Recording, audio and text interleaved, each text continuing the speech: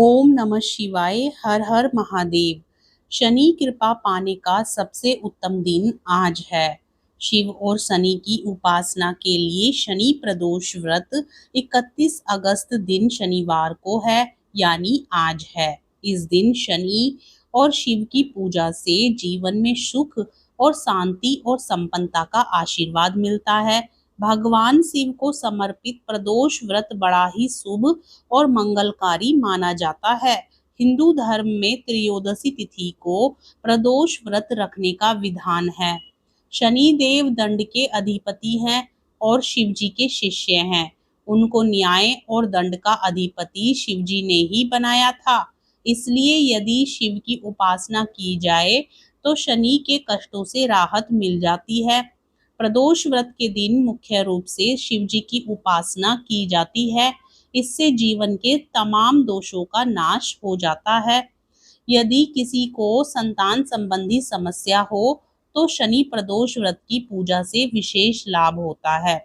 अगर शनि की दशा के कारण अन्य पीड़ा या कष्ट हो रहा हो तो भी लोगों का कल्याण हो जाता है। अगर शनि की साढ़े साती चल रही हो तो इस दिन पूजा से इसका प्रभाव समाप्त किया जा सकता है।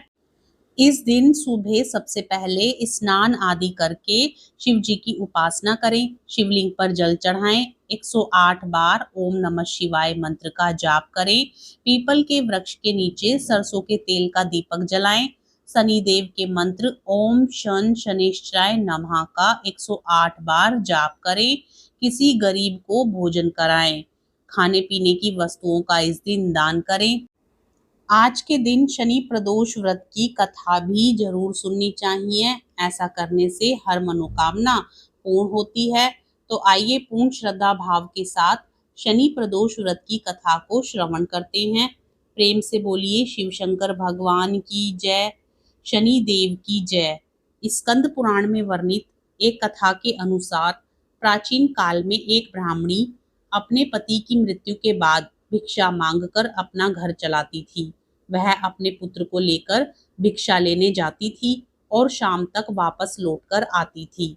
एक दिन जब वह शाम के समय में भिक्षा लेकर लौट रही थी तो उसकी नजर नदी के किनारे एक सुंदर बालक पर पड़ी। जब वह उसके पास गई तो उसने देखा कि वह बालक घायल अवस्था में वहां पड़ा दर्द से करहा रहा था। ब्राह्मणी को यह देखकर बहुत कष्ट हुआ और दया भाव के चलते वह उसे घर ले आई। उस बालक का नाम धर्मगुप्त था, जो कि विदर्भ का राजकुमार था। लेकिन ब्राह्मणी को इस बारे में कोई जानकारी नहीं थी। अपने बेटे की तरह ब्राह्मणी ने उसका पालन पोषण किया और एक माँ की तरह पूरे स्नेह के साथ उसका ध्यान रखा। इसी तरह परिवार में तीनों का समय व्यतीत होने लगा। कुछ समय पश्चात ब्राह्मणी दोनों बालकों के साथ मंदिर गई। वहां उनकी भेंट ऋषि सांडिल्य से हुई। ऋषि सांडिल्य ने ब्राह्मणी को बताया कि जो बालक उन्हें मिला है वह विदर्भ देश का राजकुमार है। उन्होंने आगे धर्मगुप्त के अतीत के बारे में बताते हुए कहा कि शत्रुओं की सेना ने उसके राज्य पर आक्रमण कर दिया था और इस युद्ध में उसके पिताजी वीरगति को प्राप्त हो गए थे। उनकी माताजी भी शोक में स्वर्गलोक को सिधार गई।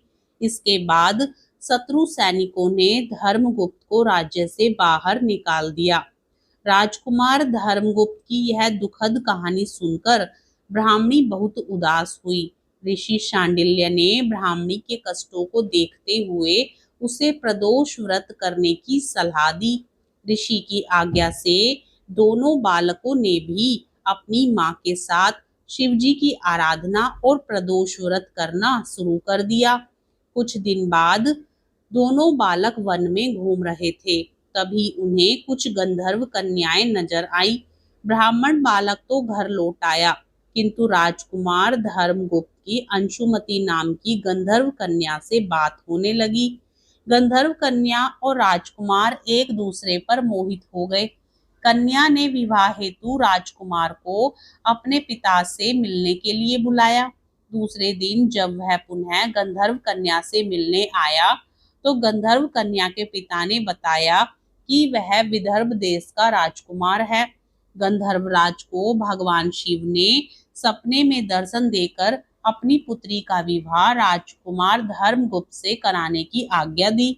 भगवान की आज्ञा मानकर गंधर्व राज ने अपनी पुत्री का विवाह राजकुमार धर्मगुप्त से करवा दिया। इसके बाद राजकुमार धर्मगुप्त ने गंधर्व सेना की सहायता से विदर्भ देश पर पुनः आधिपत्य प्राप्त किया। राजकुमार ने ब्राह्मणी के पुत्र को अपनी सेना का प्रधानमंत्री नियुक्त किया। इस प्रकार प्रदोष व्रत करने के फलस्वरूप अंततः उन तीनों लोगों के सभी कष्ट दूर हो गए। हर हर महादेव। भाद्रपद मास शनि प्रदोष व्रत 31 अगस्त 2024 दिन शनिवार यानी आज है। शनिवार के दिन प्रदोष व्रत होने के कारण शनि प्रदोष व्रत का संयोग बन रहा है। प्रदोष व्रत पूजन मुहूर्त। प्रदोष व्रत में भगवान शिव की पूजा अर्चना की जाती है। भाद्रपद प्रदोष व्रत की पूजा का समय शाम 6:43 से रात 8:59 तक है।